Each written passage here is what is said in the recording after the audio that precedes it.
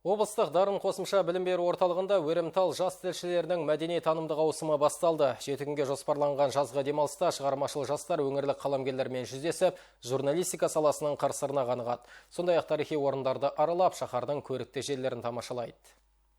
Өрімтал жас тілшілер фестивалі облысымызда осымен екінші рет ұйымдастырылып отыр. Айту керек, бұл бұрын соңды болмаған жоба. Бастама елбасының рухани жаңғыру мақаласына сай Жайық пресс медиа холдингі мен облыстық білім басқармасы арасындағы екіжақты меморандум аясында жүзеге асуда. Өрімтал тілшілерге арналған биылғы жазғы лагердің ерекшелігі әр күннің әр бағытқа арналуында. Мәселен, кеше демалушылар поэзия әлемінің иірімдерін, қара өлең құрау мен мәнерлеп оқудың техникасын меңгерген. Танымдық сабақтар танымал қаламгерлермен кездесу кешіне ұласқан. Соның бәріне мысалы Қайсағали Ситақ ағамызбен кездесу болса, түстен кейін Мұнайдар Балмолда ағамызбен поэзияның қыр-сырына қанықтық.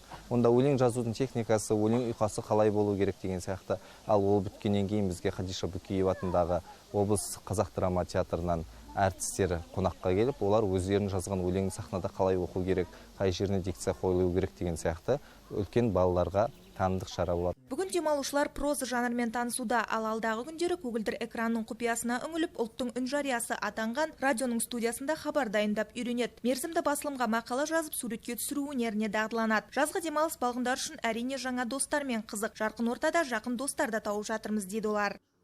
Дәл қазір жазып жатқан шығармамыз ол бәсекелестікке қабілеттілік бағытында.